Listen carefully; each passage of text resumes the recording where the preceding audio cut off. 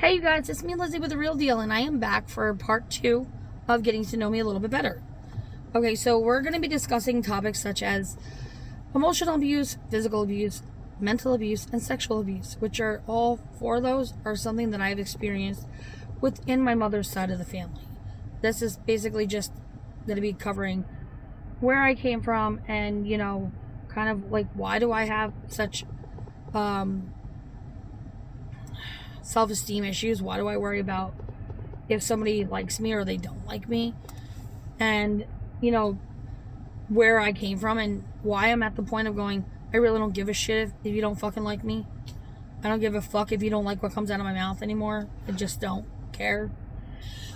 In the words of me, I have absolutely no filter, and that's okay. It took me a long time to get to here. But without further ado, let me,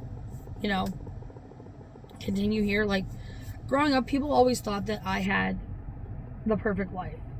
I had 2 parents, and up until at least about the age of 18, that's when my parents got divorced.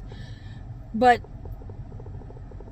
yeah, I had perfect parents, and my parents took care of me, and everybody was fine. And honestly, even now, I can live without my mom, like, being around me to help me raise my children, because she's always there to babysit. I don't trust strangers to babysit my children. But what most people didn't realize was that I was being abused by my family. It's one thing to get abused by, like, the kids at school, but it's a total another thing to be made fun of and constantly put down by your own family. Like, it was, for me, I felt like no matter what I did, nothing was ever right, or no matter what I did, it was always wrong. And, still to this day, sometimes I get that way, but with the love and the support of my husband telling me, no, I'm doing great. Like, even this morning, I was like, you understand why I'm doing this, as far as talking to you guys on YouTube. And he goes, no, I know why you're doing this. He goes, it needs to be said, Liz. He goes, and you're finally coming out and telling your side of the story of what, it's not even my side of the story, you're just telling what happened. From my earliest times as a child, like, about the age of 5, is when the abuse with my mom's side of the family started. I mean, at the age of 5 years old, my mom had me let me go spend the night at my uncle's house with my uncle and my aunt and them. And I remember waking up to the sounds of people yelling and screaming. And when I came out, my uncle had been beating the crap out of my aunt and beating his wife in front of me. Like, I didn't even see his children. I don't know if they were, like, just used to it at that point and just didn't wake up from it. But I was not used to those type of behaviors in life. I was not used to that at all. And, I mean, I'm sorry to the family if this is going to hurt you, but it needs to be said. And when my mom came to pick me up because I had been crying, I was shaking. I had pissed my pants. And, my mom had asked me at the time what had happened, and I was too scared to say anything. Like, I was just too scared. And I know my mom had, like, an idea in her head that something had happened. Something horrible had happened, because I had never peed my pants a day in my life. Not from the time I was 1 year old did I ever pee my pants. And then, like, 2 days later, we ran into the same uncle in the Hudson Valley Mall, which is now the Dead Mall in Kingston. And he gave me $20 to go buy a new Cabbage Patch doll. It's, hush, hush, don't say anything type deals. And basically, that's what he said. I was like, and I was afraid that he was going to hurt my mom as he had hurt his wife. So I basically, at that time, had to, like, basically blocked everything out of my memory and never said anything, because I was just too scared that something was going to happen to my own parents, and, times go on and you kind of just not forget, but it just goes somewhere in your brain and you just don't remember it. And about, like, 11 years later, after we had come back from, like, seeing them, I was riding in the car with my parents and my mom, and I just happened to, like, wake up in a startle, and I'm like, Uncle so-and-so beat Aunt so-and-so. And she's like, wait, when? What? And, we kind of pulled over in a parking lot and started talking, and that's when she found out what had happened when I was, like, 5. that same uncle at an event at his house, I was coming out of the bathroom and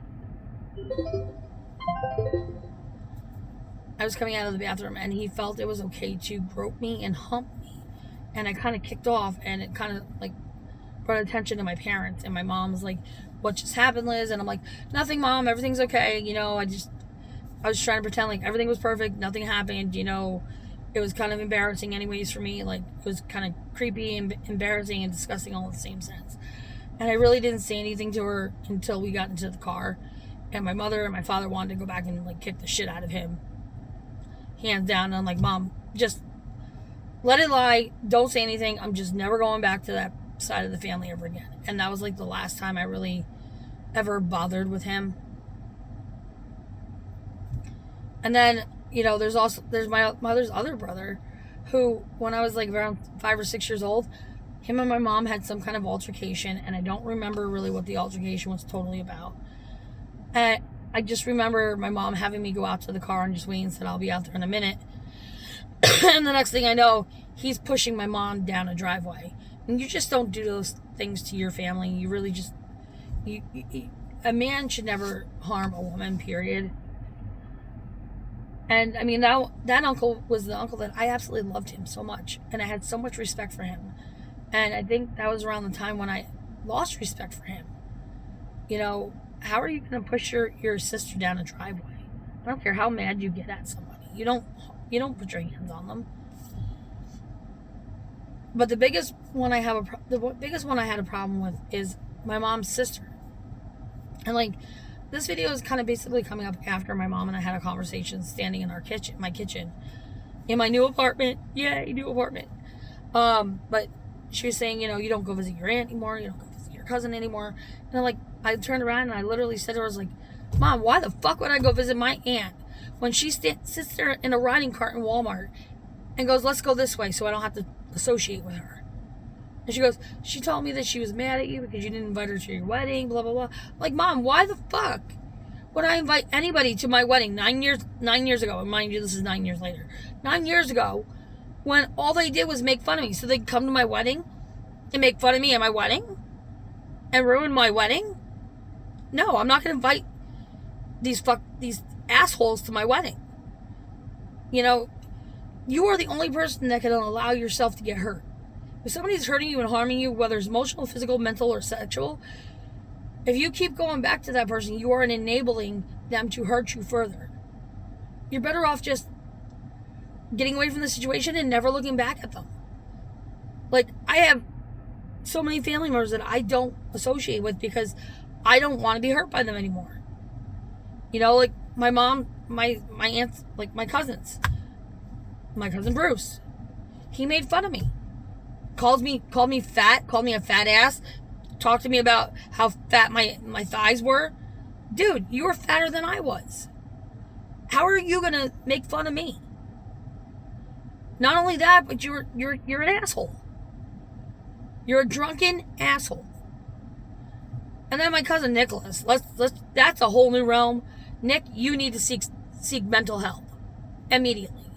Because I'm pretty sure if you're still married, you're still cheating on your wife. Because you are the cousin at a barbecue with family around and things going on, felt like it was okay to try to put your finger up my girly region while we were swimming in a swimming pool.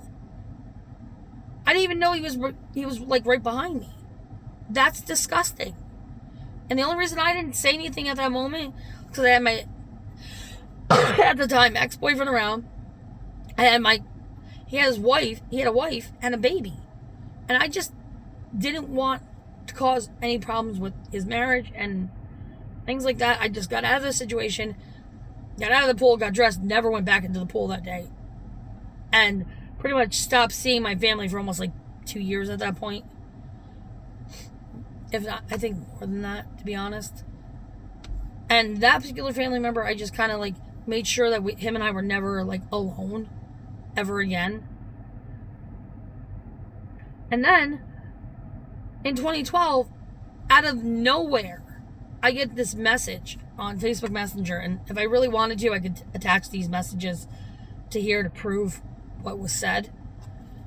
I get a message from him going, hey, you know what? You're so beautiful. You're so sexy. I want you to come over to my house, and I want to have you put on sexy lingerie and make beautiful noises with you, and basically making sexual advances for me to come over and have sex with him.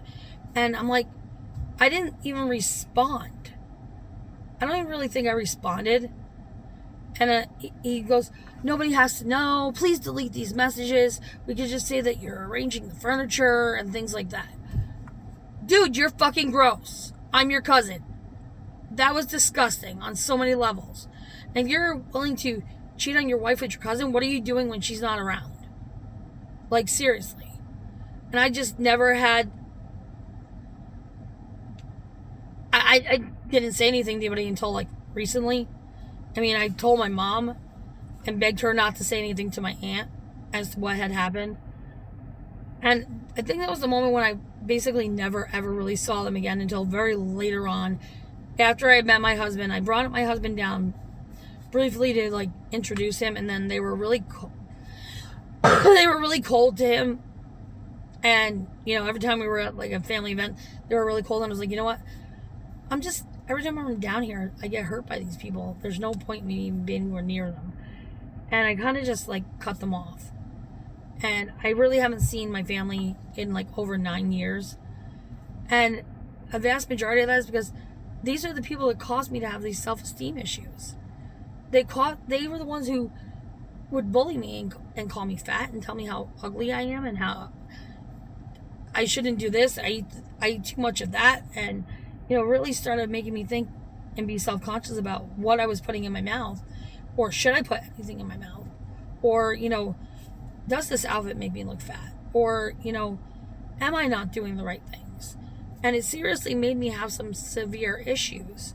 I mean, anything like that with, like, sexual or mental abuse is just beyond.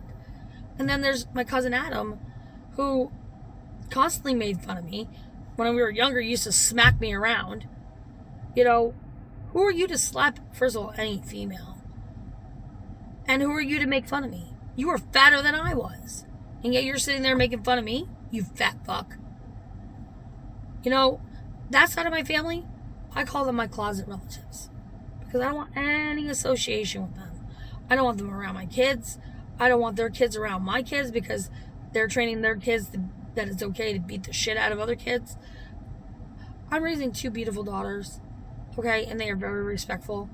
And that's the way I'd like to keep things. So no, Mom, when my mom asked me about this, no, I don't want to be anywhere near them. I blocked them out for 9 years.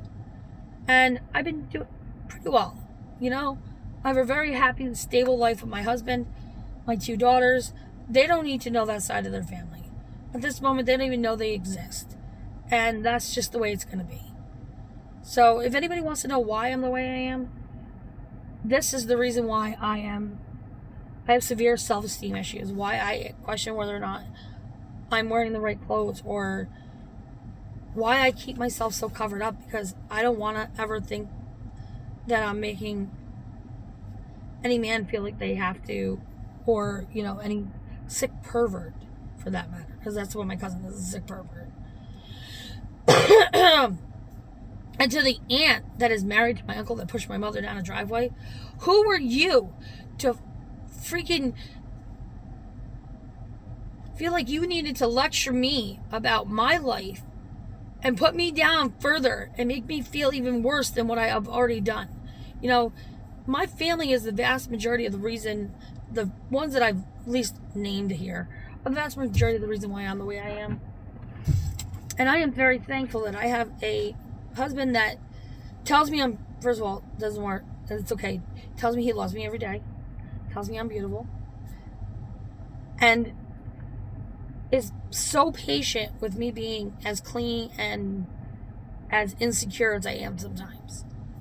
I mean, I'm not as insecure as I used to be, because now I just tell people to go fuck off and get it over with. Because let's face it, sometimes we just need to tell people to go fuck off. And the word comes strolling right the hell out of my mouth. And I don't give a shit. If nobody likes what I'm saying, keep scrolling to the next video. It's okay. But I'm hoping in this video that I just touch one person that may have had the same situations that I did. Because I know earlier today I was talking about this to a friend of mine. And then she started telling me about how she was molested as a child. And that is horrible. That is totally horrible. To my mom, Mommy, I love you very much. And I thank you for always supporting me in any decision that I decided to make. This video here has been one of the hardest videos for me to produce because it's hitting it's hitting home as far as like the issues that I've experienced and the constant bullying growing up. I didn't need my family to bully me. I was already bullied enough by the kids in school because I didn't wear clothes like they did. I didn't see a need for my parents to spend $40 on one pair of jeans when I could buy 4 pairs for that price. You know, I was not materialistic like the kids in school. So, I mean, going to school, that's a whole nother story too. And I'm going to tell you exactly what district do not bring your kids to. With that said, I do thank you guys for watching. And for the family members I did not list on here, some of my other cousins and my aunts, and especially my godmother, I love each and every one of you immensely. And I wish that we could all be together more often. But I understand that our times are really crazy and everybody's got just really busy lives. And you know, it's sad. It's sad because I remember being raised with my family growing up, and you know, aside from the family that abused me, the other family was great, and I had a blast with them. You know, the cousins I didn't list in here, I love you all, especially my cousin Heather for being there for me through my high school years. And you know, I really want to say, Mom, I love you. I love you for everything that you do for me now still, and for always believing in me. So, guys, if you are going through any kind of physical, mental, or any kind of an abusive situation, I hope you can get yourself out of it. I hope that you can find somebody to talk to. And if you can't, please feel free to comment in the comment box section below and tell me your story. I want to hear your story. I want to hear anything that you may have blocked out or been afraid to talk about. And if you need somebody to talk to, I'm here. I have 2 ears, no waiting. Anyways, remember to have fun with what you're doing and to keep it real, because you know I do with each and every video. Bye, you guys. See you on the next video.